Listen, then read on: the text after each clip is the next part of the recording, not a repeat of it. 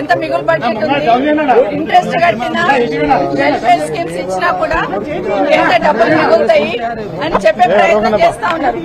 అవన్నీ వింటున్నాం మేము కూడా చాలా శ్రద్ధగా. అసలు ఒక మాట మాట్లాడలేదు, ఒక డిస్టర్బెన్స్ చేయలేదు, అట్లీస్ట్ నేను మైక్ అడగలేదు. కానీ సమయం సందర్భం